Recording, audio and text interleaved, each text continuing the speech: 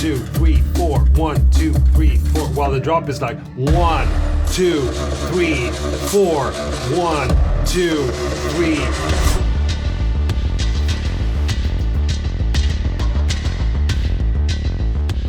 My name is Simon Wiklund. I am the narrative and audio director at 10 Chambers, and I've worked in the games industry for decades, making music mostly for a lot of different games. And you might have heard my music in Bionic Commando Rearmed, Payday the Heist, and Payday 2, to mention a few. Yeah, I've been working with games for coming up on 24 years, and mostly it's been audio related. The music for Dead and Wolves is going. I mean, the game takes place in the future, so it's going to be predominantly electronic. And I think that fits the that sort of futuristic setting really well. And it's going to be influenced by electronic, sort of dance music, but it's going to be slower and heavier than music I've made before. And we're also going to mix in a little bit of sort of ethnic flavors into the music.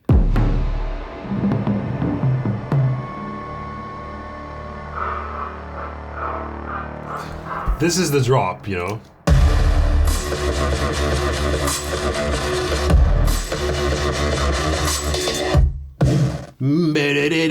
So that is established in the beginning.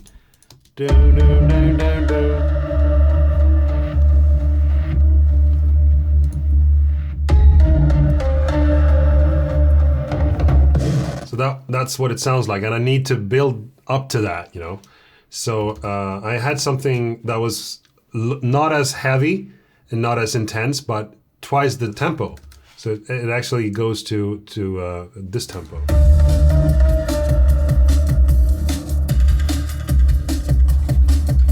That tick-tick-tick is an angklung. That's an Indonesian instrument that we recorded in Los Angeles with Greg Ellis. So I put some echo on it, you know.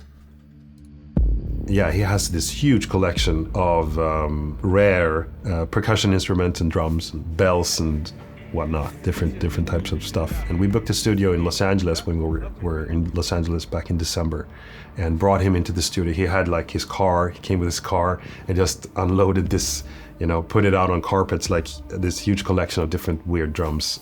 And we deliberately went for everything that was in any shape or form sort of adjacent to the Pacific Ocean. So it was North American, South American, Polynesian, Asian, stuff like that. And since the game takes place in the middle of the Pacific Ocean, we've been thinking about sort of islandy ethnic instruments, you know, wooden flutes and sort of ethnic drums and interesting sort of rare instruments that you don't often hear in electronic music.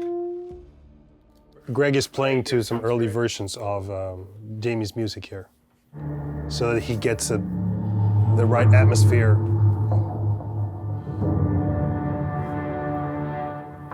Come on. Yes.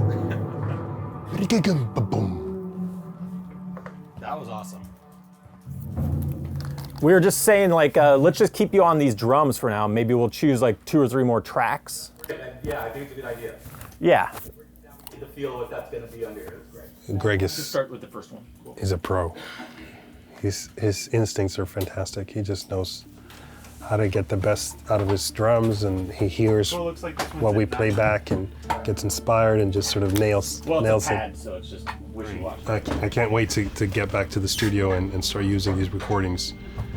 What we did was create a collection of sounds, like a sound library of percussive instrument recordings and woodwind recordings that I can use, and whoever I collaborate with for the soundtrack in the future can have access to as well, in order to sort of tie it all together and have a common, you know, sort of texture in the soundtrack, something that is a flavor that is, you know, returns and becomes this sort of constant touch point in the soundtrack. And now we have our own unique collection of sounds. It's very inspiring to know that when I put something from this library in there, that's only something that I have access to, and it's a unique flavor and a unique sound that's going to lend something unique then to the soundtrack for the game.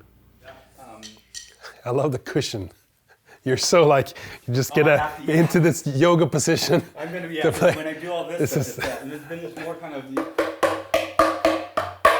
So that ensemble thing you were talking, you Yeah. showed me the clip. We definitely want performances out of you, but I definitely also hear like if you hit it once and you just let it ring out, and we use just the tail and like build like an you know, sort ambience of bed or something? ambience bed out of that, you know, and skip the transient and sort of like Sure. so stuff like that is just as again building blocks for making not just percussive stuff but also textures and pads and noise beds or whatever.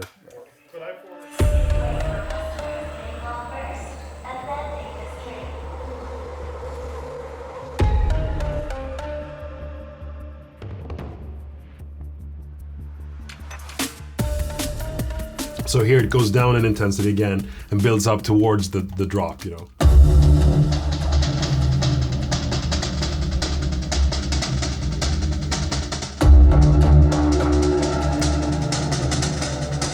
We have some drums down here. It's a lot about this.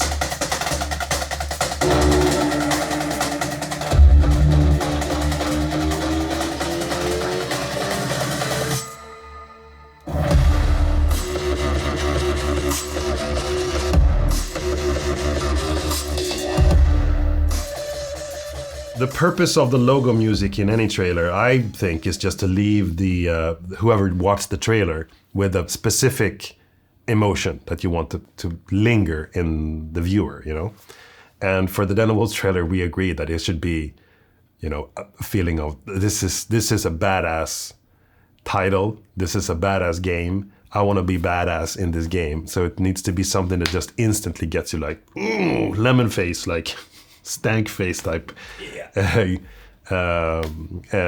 to it, you know, where you're like, wow, this is something new, and just this is the new stuff, you know, this is the new shit.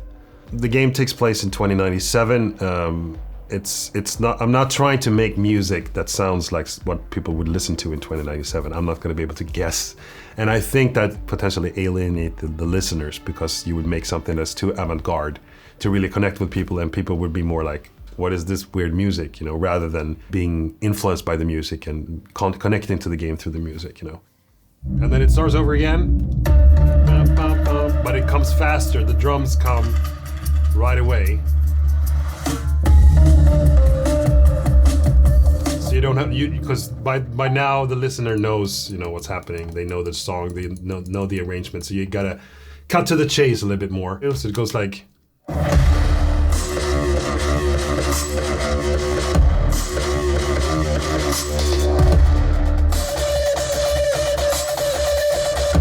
compare that to the first drop.